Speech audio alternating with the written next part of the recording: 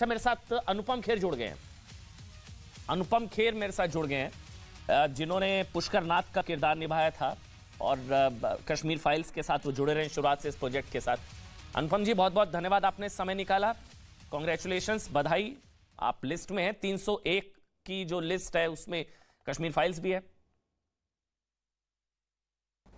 जी, Oscar academy में Kashmir files best film के लिए और मेरा नाम बेस्ट एक्टर के लिए शॉर्ट लिस्ट में आना अपने आप में एक बहुत बड़ी उपलब्धि है, खासकर द कश्मीर फाइल्स के लिए। और कहीं ना कहीं पुष्कर नाथ जी, जो मेरे पिताजी का नाम मैंने इस फिल्म में अपने किरदार के लिए रखा था, वो कहीं ना कहीं ऊपर मुस्कुरा रहे होंगे कि भाई तुमने मेरा नाम काफ़ी रोशन किया है। बट ज़रूरी नहीं है कि ये नॉमिनेशन में बदले, हम चाहेंगे कि ये शॉर्ट लिस्टिंग जो है नॉमिनेशन में बदले। बट फिलहाल एक खुशी एक वक्त पर, एक कदम पर जितनी खुशी होनी चाहिए वो खुशी मुझे हो रही है। और फिल्म के लिए भी खासकर इसलिए क्योंकि इस फिल्म को बहुत प्यार मिला लोगों से, और कुछ लोगों ने इसको बहुत नीचे घसीटने की भी कोशिश की। तो उन लोगों को आज इसका थोड़ा सा तो एहसास हुआ होगा कि 15 मिनट के फेम के लिए आप किसी सच्ची चीज़ को क्रिटिसाइज़ करते हो, उसको एजेंडा बोलते हो, प्रोपेगेंडा बोलते हो, तो उनको आज शायद थोड़ी बहुत शर्म आएगी। मैंने भी इसलिए अनुपम जी शुरुआत में ये सवाल पूछा, कोई और फिल्म अगर इस लिस्ट में आती, रिमाइंडर लिस्ट, रिटेंशन लिस्ट, लेकिन कश्मीर फाइल्स का उस लिस्ट में आना ज्यादा खास आपके लिए?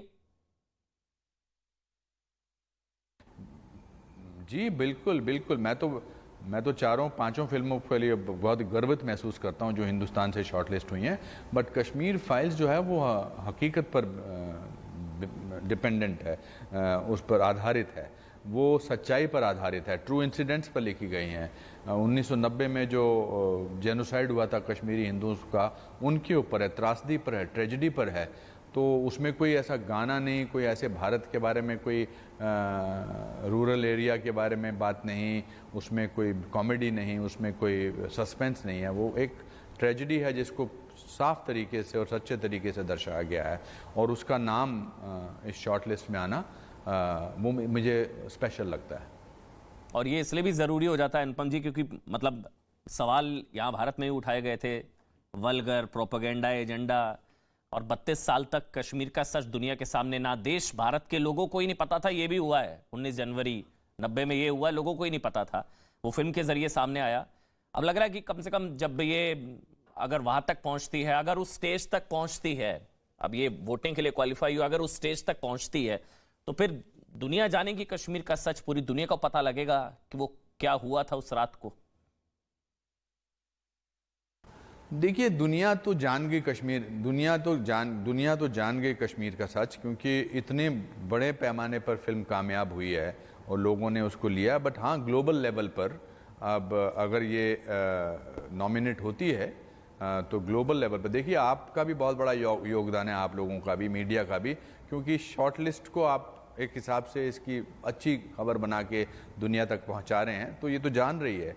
पर अगर ये उस ग्लोबल स्टेज पर पहुंच गई तो दुनिया जानेगी कश्मीर का सच, क्योंकि काफ़ी कोशिश की गई है कश्मीर का सच बदलने के लिए, उसका कश्मीर का जोग्राफिया बदलने के लिए। काफ़ी हमारे पड़ोसियों की कोशिश रहती है कि कश्मीर को लेकर कोई ना कोई मुद्दा उठा कर रखें।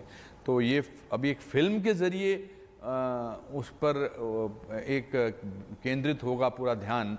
ये देखिए, ये है ताकत, सॉफ्ट पावर एक फिल्म की। तो वो आप लोग भी बहुत बड़ी टारगेट पर रहे अनुपम जी, शुरुआत से अंत तक, अभी तक आप लोग बहुत टारगेट पर रहे। एक पूरे इकोसिस्टम के, एक मैं उसको टुकड़े गैंग कहता हूं, मतलब वो जो गैंग रहा जो नहीं चाहता थे सब सामने आए, उस इकोसिस्टम के, उस लॉबी के आप लोग बहुत टारगेट पर रहे शुरुआत से लेकर। आपको लग रहा है एक मैसेज उनके लिए भी एक मैसेज है, कम से कम ये रिकग्निशन, उस लिस्ट में आना और वोटिंग के लिए क्वालिफाई होना? देखिए, किसी भी, कुछ लोगों को जिनको 15 मिनट का फेम चाहिए होता है, वो किसी बड़ी चीज़ को क्रिटिसाइज़ करते हैं, तो उनको वो 15 मिनट के लिए फेम मिल जाता है। कुछ लोग दुनिया में होते हैं जिनका पेशा क्रिटिसाइज़ करना होता है, और कुछ लोग होते हैं जिनका पेशा काम करना होता है। हम काम करने वालों में से हैं और वो क्रिटिसाइज़ करने वालों में से हैं। वो तो अभी भी ऐसा कहेंगे, मेरी आपसे देखिए लिख के बता देता हूँ, हम तो भगवान से प्रार्थना करेंगे कि नॉमिनेट हो, पर अगर नॉमिनेट नहीं हुई तो कहेंगे अच्छा, बड़ा उछल रहे थे कि नॉमिनेट होगी, अब देखिए नॉमिनेट नहीं। वो इस बात की उपलब्धि पर बिल्कुल ध्यान नहीं देंगे कि हमने इतनी हज़ारों फिल्मों के बीच से शॉर्ट लिस्ट में हम आ गए हैं, तो उनको आप कभी सेटिस्फाई नहीं कर सकते। ये तो वही बात है कि एक आदमी जो सोने की एक्टिंग कर रहा है उसको आप कैसे जगा सकते हैं, और उनकी तरफ ध्यान भी नहीं देना चाहिए। नहीं, जो सो रहा है उसको जगा सकते हैं, जो सोने की एक्टिंग कर रहा है उसको कैसे जगाएंगे? आपको लग रहा है वो अभी भी डिनाइल मोड में रहेंगे? ये जितने लोग थे जो वो कहते थे कुछ हुआ ही नहीं है, सब तो कुछ हुआ ही नहीं है, सब तो जबरदस्ती बढ़ा चढ़ा कर दिखाया आप लोगों ने, नफरत फैलाई आप लोगों ने, ये सब भी कहा गया आप लोगों के लिए, एक दरार पैदा की गई समाज में, डिवाइड पैदा किया गया, कम्युनल डिवाइड आप लोगों ने पैदा किया। वो डिनाइल मोड में थे कि ये सब तो हुआ ही नहीं, कश्मीर में हिंदुओं के साथ ऐसा कुछ हुआ ही नहीं है, आप लोग जेनोसाइड नरसंहार ये सब हुआ ही नहीं। वो जो लोग डिनाइल मोड में हैं, अब लग रहा है उनकी आंखें खुलेंगी, अभी भी वो डिनाइल मोड में रहेंगे अनुपम जी? वो ऐसे ही रहेंगे, वो दुखी आत्माएं हैं, वो दुखी आत्माएं हैं श्रीमान जी। वो कभी क्या चैन की नींद नहीं सोते होंगे, बिकॉज उनको लगता है कि अब क्या किस चीज को करेंगे, कि अभी तो ये इस जगह पहुंच गई, तो वो अब वेट करेंगे, देखते हैं अब 24 तारीख को जब अनाउंसमेंट होगा, और अगर इसका नाम हुआ तो और बर्बाद हो जाएंगे, और नाम नहीं हुआ तो फिर उसको भी अपनी जीत बनाने की कोशिश करेंगे। पर हम तो छोटी छोटी जीतों को भी खुशी में बदल रहे हैं, ये हमारे लिए जीत ही है।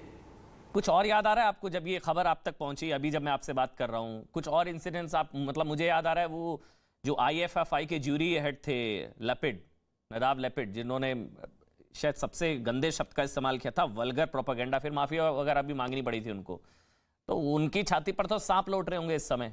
कश्मीर फाइल्स अगर उस लिस्ट में है जो क्वालिफाई है नॉमिनेशन के लिए, होती नहीं होती आगे की बात, लेकिन ये इस स्टेज तक अगर पहुंची है, eligible list, reminder list, retention list, तो उनके लिए तो बड़ा डिफिकल्ट होगा आज, जिन्होंने वल्गर प्रोपेगेंडा बता दिया था, IFFI के ज्यूरी हेड।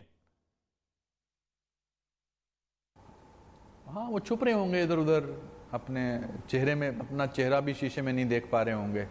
वही मैंने कहा ना कि 15 मिनट के फेम के लिए उन्होंने इस तरह की बात की। हमारे देश में भी काफ़ी लोग हैं जो इस तरह की बातचीत करते हैं, चीफ मिनिस्टर हैं जो बोलते हैं इसको यूट्यूब पे डाल दो, बाकी लोग हैं जो इसको ना जाने क्या क्या बोले हैं। सब लोगों को कहीं ना कहीं तो मजाक उड़ाया गया था, के बने हुए, पुलिंदे के बने हुए लोग हैं। वो मैंने उनके लिए बेस्ट है, वो दुखी आत्माएं हैं, वो दुखी ही रहेंगे हमेशा। और जिन्होंने वल्गर और प्रोपेगेंडा बोला था, वो उस कम्युनिटी से आते हैं जिसने सबसे ज़्यादा जेनोसाइड को इस पूरी शताब्दी के जेनोसाइड को उन्होंने देखा है, ज्यूज को। यस। तो वो उनके लिए ऐसा बोलना तो कितने सैड सिचुएशन है। बस एक आखिरी सवाल, फिल्म फैटर्निटी में भी लोग आपके खिलाफ हो गए थे कि इन लोगों ने ऐसी फिल्म बनाकर फिल्म का ये धंधा ही बर्बाद कर दिया आप लोगों ने, ये सब कहा गया। मैं नाम नहीं लेना चाह रहा हूं, लेकिन आप जानते हैं कई डायरेक्टर्स ने, कई एक्टर्स ने आपके खिलाफ बोला, विवेक अग्निहोत्री जी के खिलाफ, आप लोगों ने ये फिल्म बनाकर जो है धंधा खराब कर दिया आप लोगों ने। उनके लिए भी बड़ा मैसेज, आज वो भी क्या सोच रहे होंगे? सबको जाएगा मैसेज, चाहे वो कहीं किसी भी इंडस्ट्री से हों।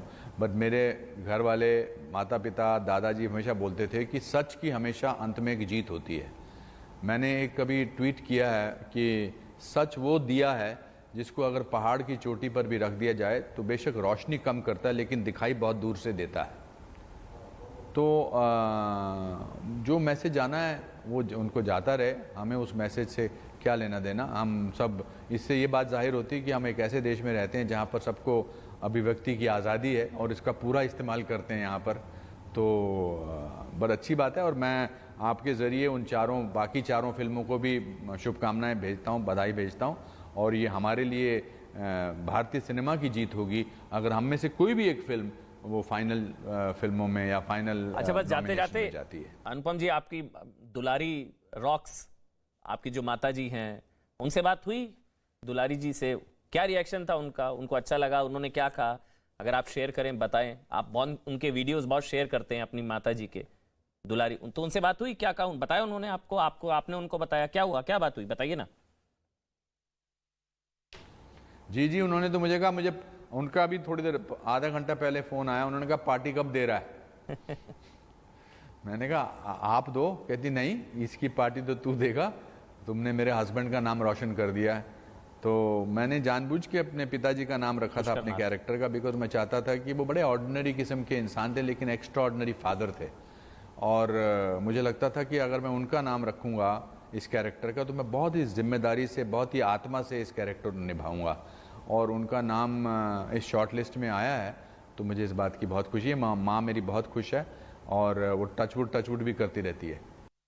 बहुत बहुत धन्यवाद अनुपम जी, आपने समय निकाला और बेस्ट विशेस, बधाई, बेस्ट विशेस। हम उम्मीद करेंगे कि ये क्वालिफाई उसके बाद नॉमिनेशन की स्टेज तक जाए। बहुत बहुत धन्यवाद आपका अनुपम खेर जी, बहुत बहुत धन्यवाद।